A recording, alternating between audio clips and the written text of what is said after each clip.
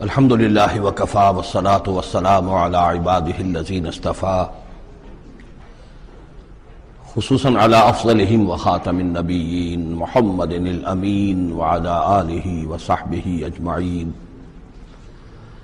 اما بعد فقد قال اللہ تبارک وتعالی کما ورد فی سورة بنی اسرائیل: اعوذ باللہ من الشیطان الرجیم، بسم اللہ الرحمن الرحیم. ولا تقف ما ليس لك به علم ان السمع والبصر والفؤاد كل اولئك كان عنه مسؤولا. صدق الله العظيم. رب اشرح لي صدري ويسر لي امري واحلل عقدة من لساني يفقهوا قولي.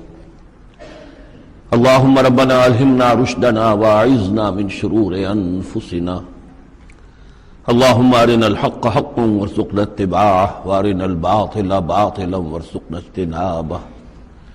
اللهم وفقنا لما تحب وترضى. آمین یا رب العالمین.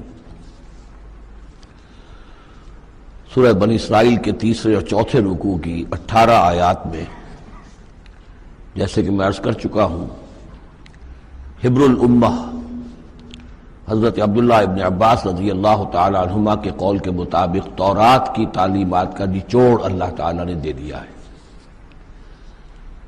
So to say, this is the Quranic version of the 10 commandments of Torah. ذہن میں تازہ کر لیجئے. سب سے پہلی ہدایت: مت پوجو کسی کو سوائے اللہ کے، بندگی پرستش صرف اللہ کی. دوسری ہدایت: والدین کے ساتھ حسن سلوک. اور اس موضوع پر یہ قرآن مجید کا ذروۂ سنام ہے. اگر وہ تمہارے پاس بڑھاپے کی عمر کو پہنچ ہی جائیں تو انہیں اف تک مت کہو، انہیں کبھی جھڑکو نہیں، ان کے سامنے اپنے کندھے جھکا کر رکھو، عاجزی اختیار کرو، تواضع اختیار کرو.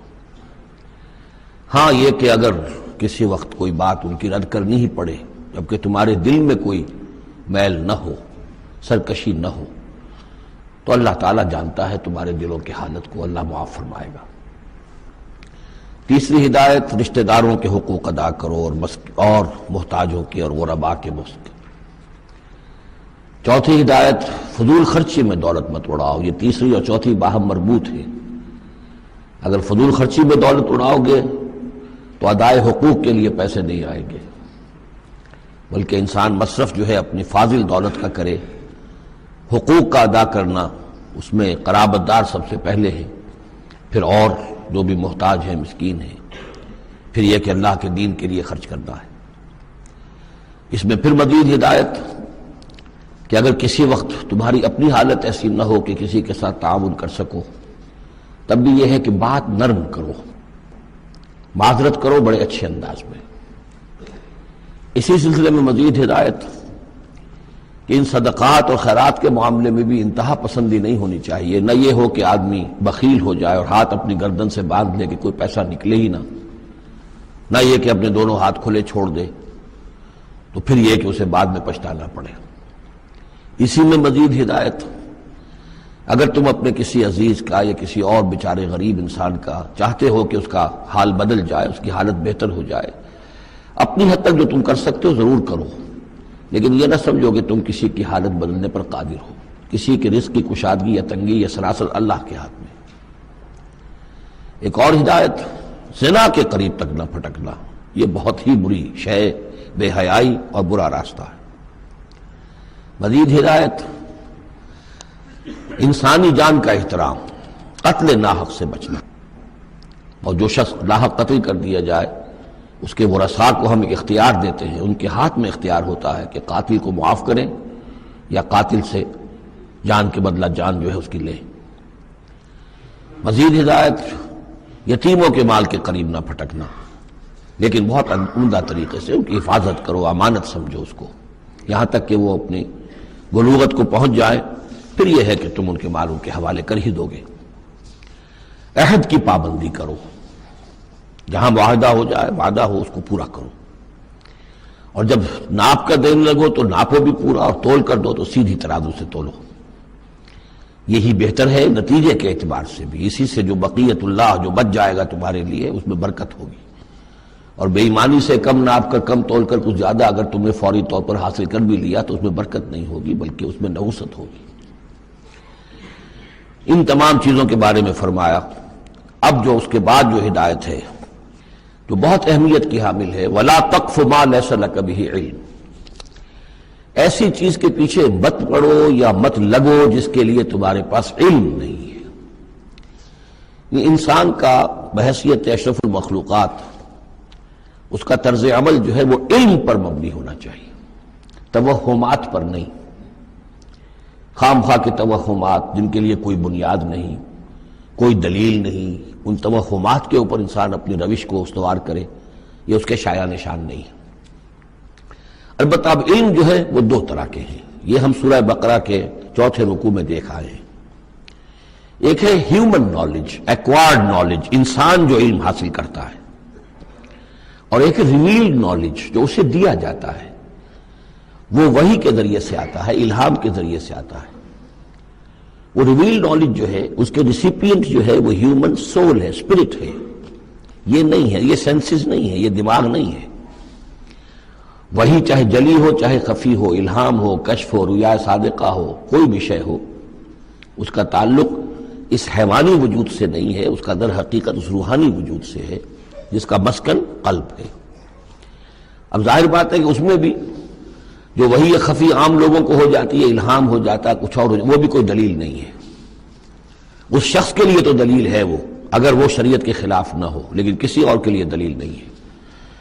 جو ریویل نالج ہے اس میں صرف وحی جلی جو انبیاء کے پاس آئی ہے وہ دلیل ہے، وہ دلیل قاطع ہے، وہ برہان قاطع ہے۔ ان کے پاس جو وحی جلی آئی وہ بھی، اور جو وحی خفی آئی وہ بھی۔ وحی نبوت جو ہے وہ علم ہے، العلم۔ ایک علم تو یہ ہے، اور دوسرا علم وہ ہے جو انسان حاصل کرتا ہے خود۔ اس کے لیے یہ سینس آرگنز جو اس کو دیے گئے ہیں، حواس خمسہ، جن میں سے اہم ترین جو ہے ان السمع والبصر، سماعت اور بصارت، باقی یہ کہ 3 اور بھی ہیں، چھونا ہے، چکھنا ہے، سونگنا ہے۔ ان سے جو سینس ڈیٹا ملتا ہے پھر وہ یہاں فیڈ ہوتا ہے دماغ میں، برین میں، اور یہ ایک کمپیوٹر ہے جو اسے پروسیس کرتا ہے، اس سے کچھ نتیجے نکالتا ہے۔ یہ آیت در حقیقت اس سے بحث کر رہی ہے۔ انسانی علم کے لیے اللہ تعالیٰ نے جو انسان کو ایپریٹس دیا ہے، جو آرگنز دیے ہیں، وہ ہے ان السمع والبصر والفؤاد کل اولئک کان عنہ مسئولا۔ وہ سماعت ہے، بصارت ہے اور عقل ہے۔ یہ فؤاد کا ترجمہ میں نے عرض کیا تھا، عام طور پر دل کیا گیا ہے، حالانکہ کوئی اس کے لیے جو لغوی کوئی بنیاد موجود نہیں ہے کہ کون سا لفظ ہے، کون سا اس کا مادہ ہے۔ اس کا مادہ وہی ہے جس سے لفظ فائدہ نکلا ہے، اور آپ نے دیکھا ہوگا پرانے زمانے کتابوں میں کچھ لکھا پھر فے لکھ دیتے ہیں، فے فائدہ، یعنی اس بات سے یہ نتیجہ نکلتا ہے، پھر فے یہ نتیجہ نکلتا ہے، تو فائدہ نتیجہ ہے۔ اسی طرح فعید کہتے ہیں عربی زبان میں اس شے کو، جیسے سبزی ہے بہت سی، آپ نے اس کو ابال لیا اور بھون دیا تو اس میں پانی وانی نکل جاتا ہے، بجھ کر رہ جاتی، تھوڑی سی ہو جاتی، بھجیا ہم کہتے ہیں اس کو، بھجیا بن گئی ہے۔ گوشت کا بھی یہ ہے کہ جب آپ اس کو سینکتے ہیں پانی وغیرہ نکل جاتا ہے، مختصر ہو جاتا ہے تو اس کا خلاصہ نکلتا ہے۔ تو سینس ڈیٹا سے جو خلاصہ نکالتا ہے پھر یہ برین کمپیوٹر، یہ ہے در حقیقت فؤاد۔ اس سے فائدہ حاصل کرنا، اس سے نتیجہ نکالا، اس سے انفر کرنا، اور اس سے انفر کر کے پھر جو بھی پاس میموری موجود ہے، سٹورڈ ہے اس کے اندر، اس کے ساتھ اس کو پھر وہ کمپیئر کرتا ہے، پھر کوئی نیا نتیجہ نکلتا ہے تو اب سٹور کر لیتا ہے کہ ایک بات اور مجھے معلوم ہو گئی۔ اور یہ اس طریقے سے رفتہ رفتہ انسانی علم بڑھتے بڑھتے کہاں تک پہنچ گیا ہے، عقلیں دنگ ہے، رفتہ انسانی علم بڑھتے بڑھتے کہاں تک پہنچ گیا ہے، عقلیں دنگ ہے، کہاں تک پہنچ گیا۔ آج کسی ایک انسان کے لیے ممکن ہی نہیں رہا ہے کہ وہ پورا جو معلومات کا دائرہ اس وقت ہے تمام سائنسز کے اندر ان کا احاطہ کر سکے، ناممکن۔ کسی فزسسٹ کے لیے یہ ممکن نہیں ہے کہ صرف فزکس کے دائرے کی تمام معلومات کو وہ اپنے ذہن میں جمع کر سکے۔ اتنا بڑا ایکسپلوژن ہے معلومات کا، وہ سب اسی سے ہے، ان السمع والبصر والفؤاد کل اولئک کان عنہ مسئولا۔ ان چیزوں کی مسئولیت ہے، اللہ نے یہ چیزیں تمہیں دی ہیں، اب ان کو تو بند کر کے رکھ چھوڑو، توہمات کے اوپر اپنا بنیاد رکھ لو۔ زلزلہ کیسے آتا ہے؟ ایک گائے ہے، گائے کے 2 سینگوں پر یا بیل کے 2 سینگوں پر زمین کھڑی ہے، وہ ایک سینگ کے اوپر وہ ٹکا لیتا ہے، پھر جب ذرا وہ تھک جاتا ہے تو وہ بدلتا ہے، تو دوسرے سینگ کے اوپر زمین کو لاتا ہے تو ادھر آ جاتا ہے۔ اس کے لیے کوئی دلیل یا تو ہونی چاہیے کتاب اللہ اور سنت رسول سے، وہ دلیل ہے، اور یا پھر دلیل ہوگی اس ذریعہ علم سے، جو ہیومن نالج ہے، اس سے جو علم حاصل ہو رہا ہے وہ قطعی ہے، وہ یقینی ہے، وہ ویریفائیبل ہے، وہ ایکسپیریمنٹیشن سے حاصل ہو رہا ہے، آبزرویشن سے حاصل ہو رہا ہے، پھر جو نتائج آپ نکالتے ہیں انہیں ویریفائی کر سکتے ہیں۔ تو یہ ہے اصل میں وہ آیت کہ جو انتہائی اہم ہے کہ قرآن مجید نے نوع انسانی کو اس راستے پر ڈالا ہے کہ توہمات کے تمام ذخیرے کو رد کر کے اور علم پر اپنے موقف کو قائم کرو۔ اس کو کہا گیا ہے، اس کو جب جان لیجئے کہ اصل میں اس سے پہلے جو فلسفہ تھا، ارسطو کا فلسفہ، اس کا ڈنکا بج رہا تھا پوری دنیا میں، عالم اسلام میں بھی بہت عرصے تک ارسطو کا یہ ڈنکا بجتا رہا ہے، اب جا کر کہیں بمشکل ان چیزوں کی گرفت ڈھیلی پڑی ہے۔ وہ ہے استخراجی منطق۔ معلومات کا دائرہ بہت کم تھا، جو بھی معلومات تھی اس میں سے وہ نکالتے جا رہے ہیں، نتیجے نکال رہے ہیں، اسی میں سے وہ بال کے کھال اتار کر استخراجی ڈیڈکٹیو لاجک۔ قرآن نے آ کر انڈکشن، منطقی استقرائی کا دور شروع کیا۔ کھول آنکھ، زمین دیکھ، فلک دیکھ، فضا دیکھ، آبزرو کرو۔ افلا ينظرون الى الابل كيف خلقت والى السماء كيف رفعت والى الجبال كيف نصبت والى الارض كيف سطحت۔ دیکھو زمین کو، آسمان کو دیکھو، یہ تمام فینومینا آف نیچر اللہ کی نشانیاں، آیات ہیں۔ یہ تقدس عطا کیا ان کو، یہ اللہ کی آیات ہیں، اللہ کی نشانیاں اور قوانین طبیعہ اللہ تعالیٰ کے۔ ٹھیک ہے، اس معنی میں تو ہم مانتے ہیں کہ اللہ جب چاہے ان کو توڑ دے، لیکن روز روز تو وہ ٹوٹتے نہیں ہیں۔ اتنے محکم قوانین ہیں یہ، اگر یہ محکم قوانین نہ ہوتے سائنس پاسبل ہی نہ ہوتی، ٹیکنالوجی ممکن ہی نہ ہوتی۔ کبھی کوئی قانون ہو جاتا حرکت کا، کبھی قانون حرکت کا بدل جاتا، تو پھر کیسے کوئی آپ مشین بناتے، کیسے کوئی آپ کوئی ٹیکنالوجی ممکن نہیں تھی۔ These laws of nature, physical laws, وہ بہت مضبوط ہے، اللہ کے بنائے ہوئے۔ ہاں، اللہ سے بالا تر نہیں ہے، یہ نہیں ہے کہ اللہ بھی پابند ہو گیا انہی کا۔ ظاہر بات ہے کہ سمندر ایک ہی دفعہ پھٹا ہے، حضرت موسیٰ علیہ السلام کے لیے معجزے کے طور پر روز روز تو نہیں پھٹتا سمندر۔ آگ نے ایک ہی مرتبہ جلانے سے انکار کیا ہے حضرت ابراہیم علیہ السلام کو، باقی روز روز تو نہیں۔ تو یہ چیزیں شاذ ہوتی ہیں، لیکن یہ معجزے کو ہم مانتے ہیں، اللہ تعالیٰ جب چاہے اپنے قوانین کو توڑ دے، لیکن یہ قوانین روز روز نہیں ٹوٹتے۔ یہ قوانین جو ہے مستقل ہے، دائم ہے، اور انہی کے ذریعے سے یہ پاسبل ہے سائنس۔ تو در حقیقت علامہ اقبال کا ایک بہت اہم نظریہ ہے جس کی طرف میں توجہ دلانا چاہتا ہوں۔ انہوں نے اپنے خطبات میں یہ بات کہی ہے، The inner core of the present Western civilization is Quranic۔ اس موجودہ مغربی تہذیب کی بھی جو انر کور ہے، اس کا جو خالص اندرونی جو اس کا محور ہے، وہ خالص قرآنی ہے، کیونکہ یہ سائنس پر قائم ہے۔ اور قرآن نے جو ہے اسی طرف توجہ دلائی ہے۔ توہمات کو ایک طرف رکھو، یہ سب آکلٹ سائنسز وغیرہ جو ہیں، ان سے بھی ہمارے ہاں بڑی سخت جو ہے اسے بیزاری کا اظہار ہے۔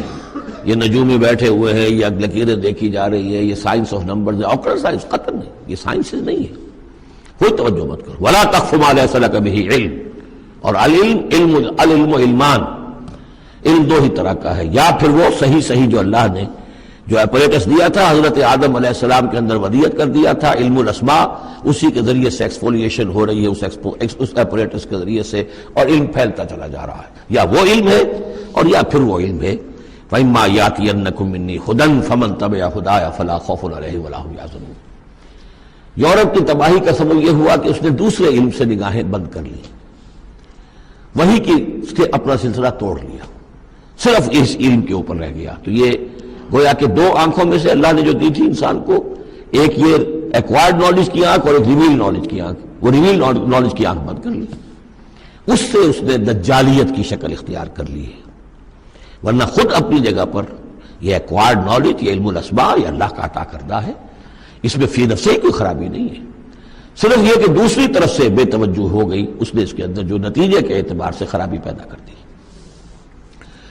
وَلَا تَقْفُ مَا لَيْسَ لَكَ بِهِ عِلْمٌ إِنَّ السَّمْعَ وَالْبَصَرَ وَالْفُؤَادَ كُلُّ أُولَٰئِكَ كَانَ عَنْهُ مسؤولا وَلَا تَمْشِ فِي الْأَرْضِ مَرَحًا، اور زمین میں اکڑ کر مت چلو، إِنَّكَ لَن تَخْرِقَ الْأَرْضَ، کتنے ہی اکڑ کر چلو اور کتنے پاؤں مارو زمین پر، تم زمین کو پھاڑ نہیں سکو گے۔ وَلَن تَبْلُغَ الْجِبَالَ طُولًا، اور نہیں پہنچ سکو گے پہاڑوں تک اونچائی میں، گردن کتنی اکڑا لو، کتنا اونچا کر لو، اوپر ترا بھی چڑھا لو، کہاں تک چڑھاؤ گے؟